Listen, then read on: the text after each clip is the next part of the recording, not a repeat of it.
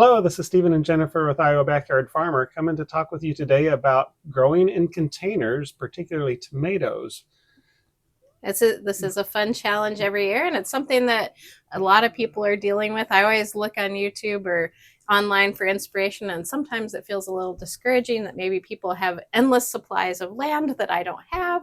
And how am I ever going to get a garden if all I have is a balcony or a back patio or a little yard? Yeah, and even though we have a little bit bigger yard, it's still less than half of an acre. Our soils are not very good. And so our choices were to either bring in a bunch of topsoil or to do raised beds, and we have some of those, or to use containers. And we have a bunch of those. And we've got green stalks and planters on the back patio. We've got grow bags. We've done 5-gallon buckets. We've got 14-gallon buckets. We have a lot of experience growing in containers. And so, what should we do about tomatoes in containers? Yeah, so let's talk about different types of tomatoes and then different sizes of containers for them. So we'll start kind of on the small side and then get a little bit bigger. And then we'll talk to the point where eventually you can kind of just grow anything. But if we want to look at the smallest, so tomatoes, we grow some tomatoes that grow 10 feet tall, but there's actually some almost mini-sized tomatoes out there. Yeah, you can get the dwarfs and then the micro dwarfs and really teeny tiny tomatoes. And to the point that I'm like, is that worth growing? And it's like 6 inches tall. Tell me about those. Yeah, so there's 3 that I would recommend for even just a little tiny, maybe like an 8-inch pot. I mean, not very big, but something that you could grow either on like a counter or a windowsill, or if you've got a little grow light inside, or even one of those just little micro greenhouses that you can put into your kitchen. And those 3 are 2 of them come from the Kitchen Mini series. Yeah, Pan American Kitchen Mini series. Yeah, and so Siam hybrid is one of those. It's just a little cherry tomato, gets yay big, but the Siam one produces really bright red little cherry tomatoes. So and they're not that big, right? They're just a half-inch across. Like half an inch. And they're not going to have, like you would have on a great big tomato, a long extended growing season, right? Yeah, as determinants, a true determinant, you've only got a few weeks of a harvest window for those. But if you wanted to try something that you could grow inside, and you might get a month of harvest off of that. That could be a really fun way to say I grew a tomato. Yeah. And so also part of that series is the cocoa hybrid, and it's a very similar type of plant, just a little, maybe a foot tall, could grow it in an 8-inch pot, but it's more of a really dark red. So dark red. Cocoa being kind of that chocolatey colored tomato, same size, about half inch. So I'd run out of room in the backyard, and so you see what he does. He's like, these are something you could grow inside. Maybe we'll try those too. Yeah, so those ones we're going to try this year. But this last year, we grew the little Birdy Red Robin tomato. Yeah, and that one's really cute. So we had grown like the tumbler hybrids and some of these other ones as kind of a trial. And the little Birdy Red Robin is the most concentrated of those. It's really quite compact, and it was really very small. I ended up taking it out of the hanging pot at a certain point and planting it in the garden because we have too many things to water, and that was hard. But it put on a whole bunch of little red cherry tomatoes, and they were really good. They're not going to be, I'll say they'll not be the flavor outstanding winners that some of our other full-size tomatoes were, but they were just fine. Yeah. They were just fine little red cherry tomatoes. Yeah, if you're not eating them side by side with, a sun sugar or super sweet 100, they taste fine. Yeah. If you're going to do a side-by-side comparison against the sweetest of the big classic huge plants, the best of the best, you might be like, oh, it's not quite as good. Not quite as good. But it's a good one. And so if you had like just a little fun, like a patio and your front porch, and you're like, I want a little tomato, that one could be kind of fun. Yeah. It was the most aesthetically pleasing tomato that I grew. It looked really pretty. Yeah. It looked really pretty. The other one that I really liked that we had in baskets was the Lizzano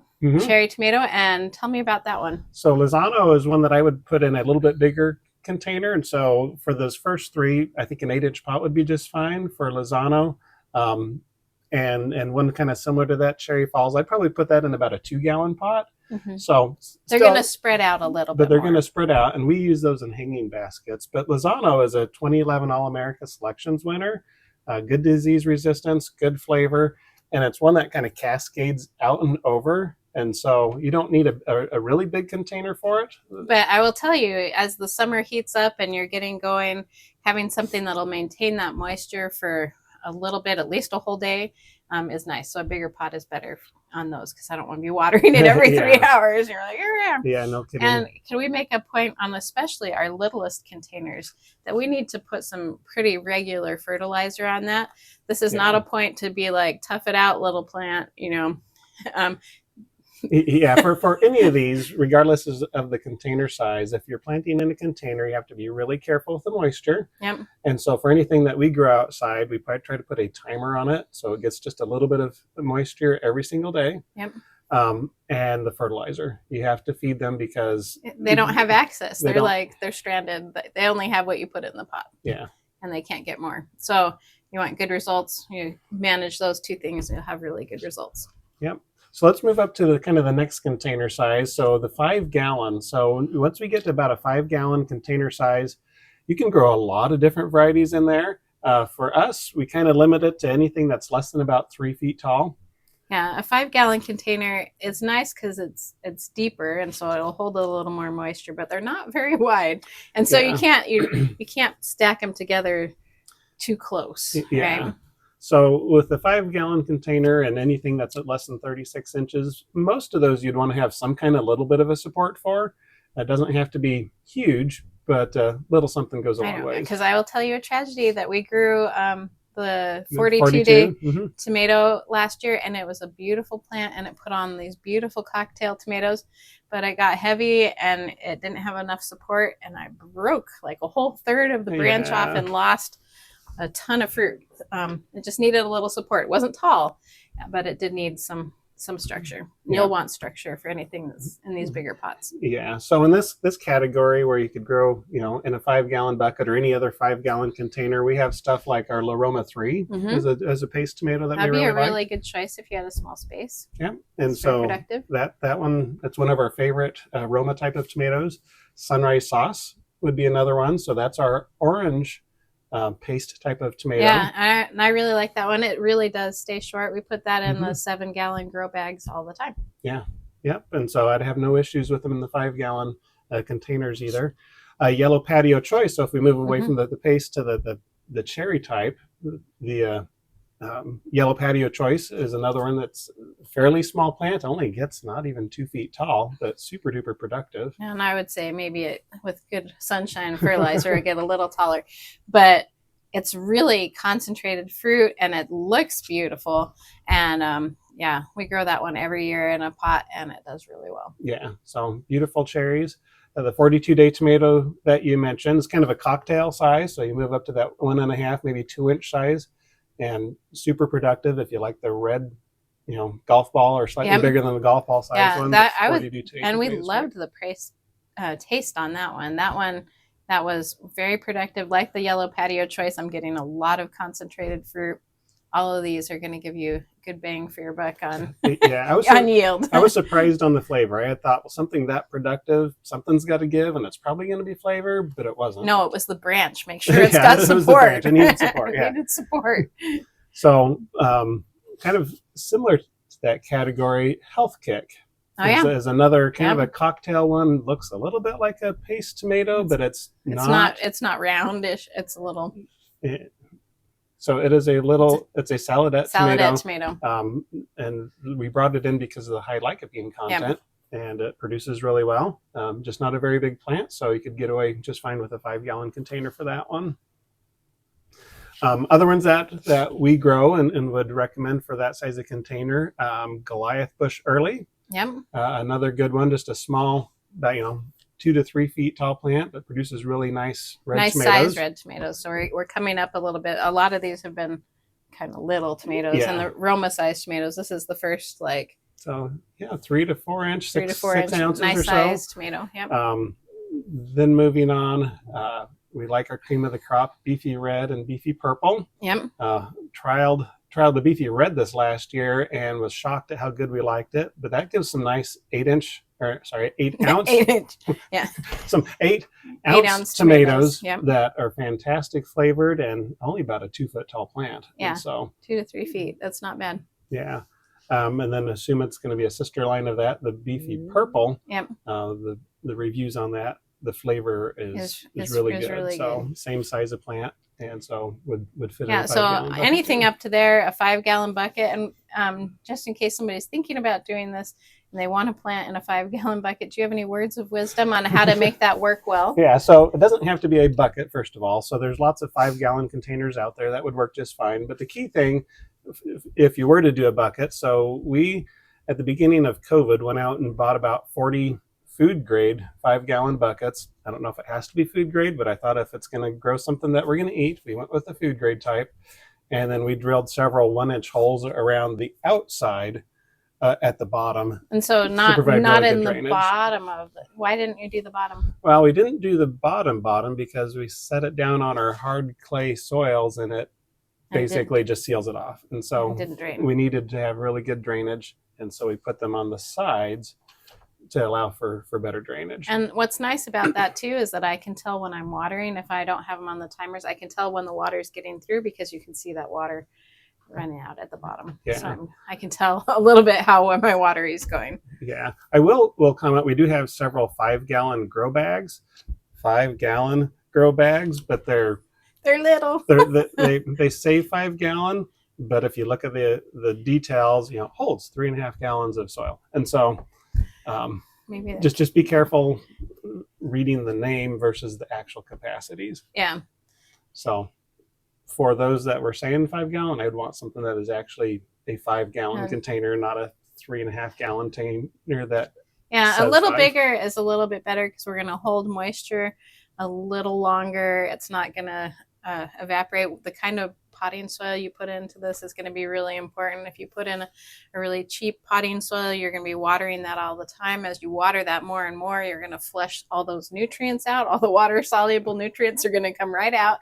And then your plant's going to feel stressed and sick and not have the nutrition it needs. And so any of these, a good high quality potting soil, maybe something that's designed with a little bit of bark or something that's going to designed for pots. Yeah. For pots, that's going to hold a little bit moisture a little bit longer. Yeah, that would go a long way. It goes a long way.